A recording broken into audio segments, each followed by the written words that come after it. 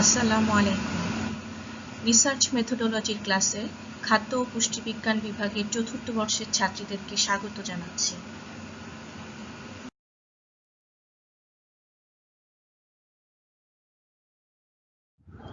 আমি আজকে তোমাদেরকে রিসার্চ রিপোর্ট এই বিষয়ে কিছু তথ্য শেয়ার করতে যাচ্ছি।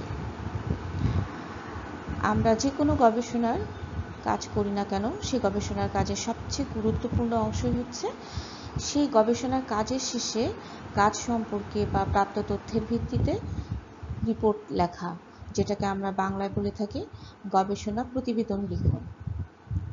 একটা গবেষণার সফলতা অথবা ব্যর্থতা অনেকাংশেই নির্ভর করে এই গবেষণার রিপোর্ট লেখার উপর, এবং রিপোর্টটা কতটা নিখুঁতভাবে প্রণয়ন করা হচ্ছে, সফলতা বা ব্যর্থতা যাই বলি না কেন সেটা সেই লেখাটার উপরে নির্ভর করবে।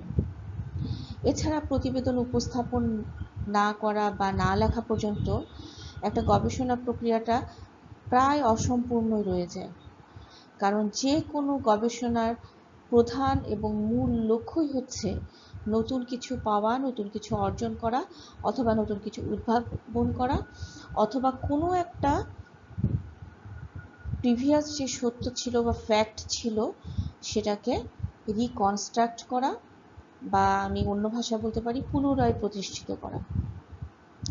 তাই কোনো গবেষক যদি তার গবেষণার ফলকে প্রকাশ না করতে পারেন, শুধু নিজের মধ্যে সীমাবদ্ধ রাখেন, তাহলে প্রকৃতপক্ষে সেই গবেষণার কাজটা কোনো উপকারে আসে না। এই জন্য গবেষণার ফলাফল প্রকাশ করার প্রয়োজন আছে। এখন আমি মূল প্রতিবেদনে চলে আসি। গবেষণা প্রতিবেদন লেখা কাকে বলে, বা গবেষণার রিপোর্ট রাইটিং বলতে কি বোঝা যায়। রিপোর্টের আবিধানিক অর্থ হলো প্রতিবেদন, আর রাইটিং তো লেখা। আমরা এই লম্বা সময় রিসার্চ প্রক্রিয়ার যে লম্বা জার্নিটা শেষ করে আসলাম, সেই জার্নিটা কোথায় কিভাবে কি কাজ করলাম এবং আমার কাজের ভিত্তিতে আমি কি ফলাফল পেলাম, সেটাকে বৈজ্ঞানিক পন্থায় জনসমক্ষে অথবা এক্সপার্ট বডির কাছে প্রকাশিত করাই হচ্ছে প্রতিবেদন। একটা গবেষণা সমস্যা নির্বাচন, সেটার প্রবলেম ডিফাইন করা, হাইপোথিসিস ডেভেলপ করা, ডেটা কালেকশন, অ্যানালাইসিস, তারপর সেটার ব্যাখ্যা দেওয়া, হাইপোথিসিস টেস্ট করা, রেকমেন্ডেশন, লিমিটেশনস, এই সম্পূর্ণ বিষয়টা নিয়ে একটা প্রতিবেদন কাঠামো তৈরি করা হয়, এবং সেটাকে সমন্বিতভাবে আমরা বলতে পারি গবেষণা প্রতিবেদন। এবং এই প্রতিবেদনটা বৈজ্ঞানিক উপায়ে উপস্থাপন করাটার মধ্যে গবেষণার সার্থকতাটা নির্ভর করে। Meaning of research report. গবেষণার কাজটা করার শেষ দিকের ধাপ হচ্ছে গবেষণার রিপোর্ট তৈরি করা এবং সেটা প্রেজেন্ট করা। অর্থাৎ আমি বলতে পারি প্রেজেন্টেশনের ঠিক আগের ফেজটা হচ্ছে রিপোর্ট রাইটিং।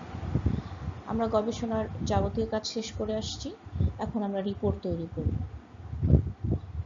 আমরা আরও সহজ করে বলতে পারি যে লম্বা একটা জার্নির মাধ্যমে আমরা গবেষণার কাজটা শেষ করলাম, সেই গবেষণার কাজের বিভিন্ন ধাপকে, বিভিন্ন কাজকে, কাজের ফলাফলকে আমরা বিজ্ঞান ভিত্তিক পদ্ধতিতে জনসমক্ষে উপস্থাপন করব। আমরা এমনভাবে উপস্থাপন করব যেটা সহজেই সবার কাছে বোধগম্য হয়। এটা জনসাধারণের কাছে হতে পারে, অথবা রিসার্চ ইভ্যালুয়েটরের কাছে হতে পারে, অথবা আমার রিসার্চ গাইডের কাছেও হতে পারে। রিসার্চ রিপোর্টটা লেখাই হয় ওরাল অথবা রিটেন প্রেজেন্টেশনকে ত্বরান্বিত করার জন্য, এই কাজটাকে শেষ করার জন্য। আমরা গবেষণার কাজটা লম্বা সময় ধরে করি, কিন্তু রিসার্চ রিপোর্টটা যখন পেশ করি তখন গবেষণার কাজের সমাপ্তি টানার সুযোগ আসে।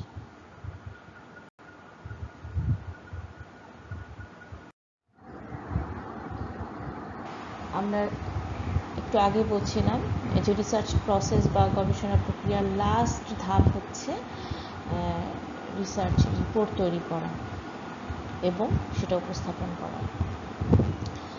আমার গবেষণার ফলাফল যেটা আসছে সেটা সবাইকে জানানোর জন্য এটা একটা গুরুত্বপূর্ণ ধাপ।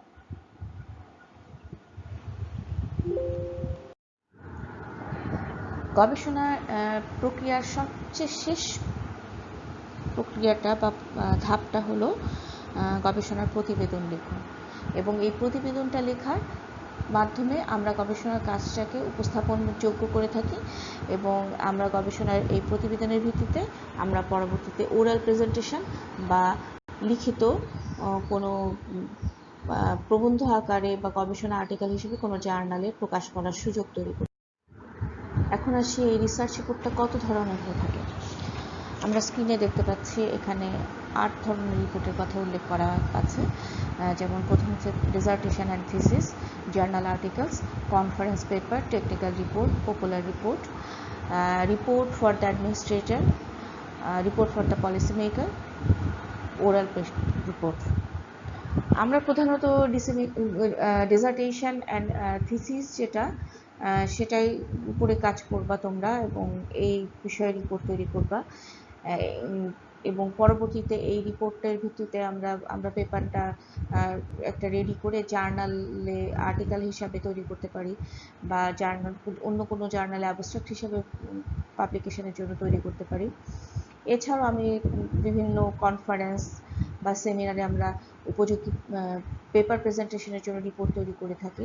সেটা ছোট বড় যে কোনো কনফারেন্স সেমিনার হতে পারে, যে কোনো কাজের ভিত্তিতে রিপোর্ট তৈরি করা হতে পারে। টেকনিক্যাল রিপোর্ট, পপুলার রিপোর্ট এটা বিশেষ পারপাসে বিশেষ প্রয়োজনে করা হয়ে থাকে।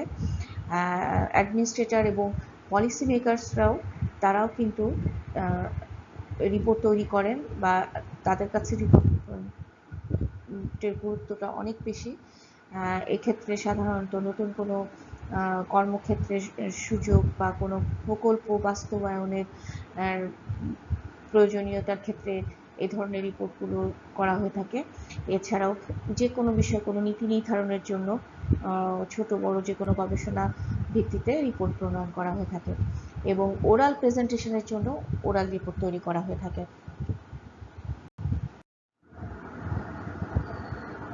রিপোর্ট রাইটিংয়ের পরিকল্পনা। আমরা গবেষণা কাজটা শুরু করার পর ডাটা অ্যানালাইসিসের পর যে তথ্যটা বা ফ্যাক্টসগুলো আমাদের হাতে আসছে সেগুলো উপস্থাপন করার জন্য আমরা যে পরিকল্পনা করে থাকি সেটাই হচ্ছে রিপোর্ট রাইটিংয়ের প্ল্যানিং বলা যেতে পারে এটাকে। রিপোর্ট প্রিপারেশনে প্রধানত 3টা ধাপ আছে: first draft, second draft and final or third draft. First ড্রাফটে যে কাজটা করা হবে, আমাদের প্রাপ্ত ডাটাগুলোকে আমরা যেভাবে উপস্থাপন করতে চাই সেই উপস্থাপনের ভিত্তিতে বা উপস্থাপনের ধারাবাহিকতার ভিত্তিতে আমরা তথ্যগুলোকে সাজিয়ে ফেলব। এখানে আমাদের মনে রাখতে হবে, আমরা যখন প্রকল্প প্রস্তাবনা বা রিসার্চ প্রপোজাল তৈরি করেছিলাম সেই তথ্যগুলো আমাদের এই পর্যায়ে কাজে লাগবে। সেখান থেকে আমরা ইন্ট্রোডাকশান, অবজেক্টিভস, তারপর মেথোডোলজি, এগুলো সবই নিয়ে আসবো ফার্স্ট ড্রাফটে, এবং আমরা ভেরিফাই করব প্রত্যেকটা ফ্যাক্টস অ্যান্ড ইনফরমেশনগুলো যেন সঠিকভাবে উপস্থাপিত হয়, সেখানে কোনো ভুল ভ্রান্তি না থাকে। এই বিষয়গুলো অবশ্যই আমাদের খেয়াল রেখে প্রথম ড্রাফটটা তৈরি করতে হবে। আমি প্রধানত একটা বিষয় জোর দিয়ে থাকি যে লেখা এবং বিস্তারিত বর্ণনার কাজটা ফার্স্ট ড্রাফটে করে ফেলা ভালো, এবং একটু বেশি তথ্য এখানে সংযুক্ত করা যেতে পারে।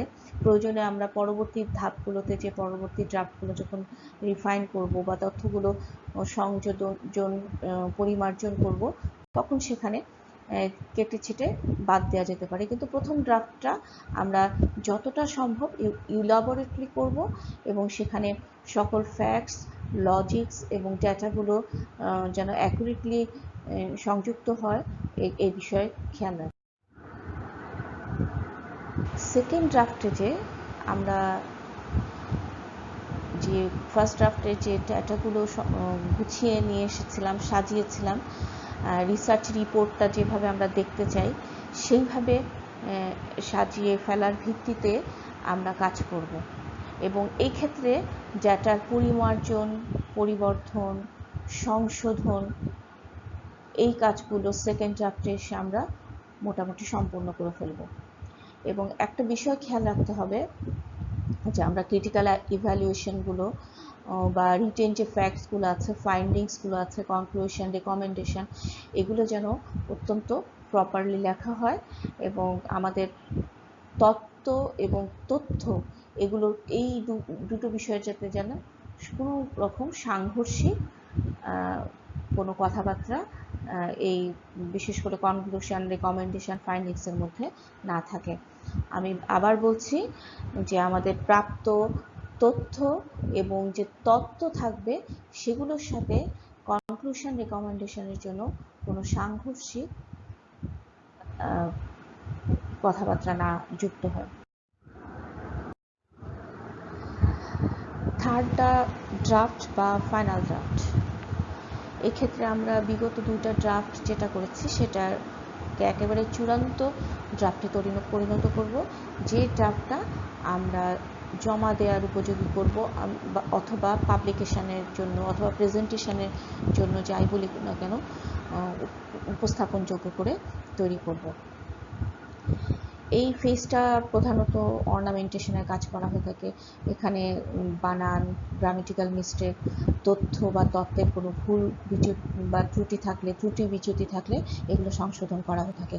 এছাড়া পুরা ড্রাফটের গেট আপ ঠিক করা হয়ে থাকে, সেট আপ ঠিক করা হয়ে থাকে, ফন্টের সাইজ এবং টেক্সটের যে কাজগুলো, টেকনিক্যাল কাজগুলো আছে এই ড্রাফটে সম্পূর্ণ করা হয়ে থাকে। অত্যন্ত যত্নবান হতে হয় ফাইনাল ড্রাফটটা করার সময়, কারণ এখানে যদি কোনো ত্রুটি থেকে থাকে তাহলে পুরো গবেষণার উদ্দেশ্য কিন্তু নষ্ট হয়ে যাবে। সেই গবেষণা উপস্থাপনের ক্ষেত্রে নানা রকম প্রশ্ন উঠতে পারে এবং কোয়ালিটি রিসার্চ নিয়েও প্রশ্ন থেকে যেতে পারে। ক্যারেক্টারিস্টিক্স অফ গুড রিপোর্ট, অর্থাৎ একটা রিসার্চ রিপোর্টের খুব উন্নত মানের হওয়ার জন্য কি কি বৈশিষ্ট্য থাকা উচিত। প্রথম হলো এটা অবশ্যই অ্যাট্রাকটিভ হতে হবে, ক্লিয়ার টপিক হতে হবে, অর্থাৎ এর টাইটেল বা টপিক দেখে যেন খুব স্পষ্টই বোঝা যায় রিপোর্টে কি আছে। ব্যালেন্সড ল্যাঙ্গুয়েজ হতে হবে, অর্থাৎ রিপোর্ট যে ভাষায় লেখা হবে সেটা যেন সহজবোধ্য হয় এবং খুবই মার্জিত হয়। খুব সহজ ভাষায় রিপোর্টটা উপস্থাপিত হতে হবে, অর্থাৎ যারা পড়বেন তারা যেন খুব সহজেই রিপোর্টের সারমর্ম বুঝতে পারেন। এরপরে আসি রিলেভেন্ট ইনফরমেশন।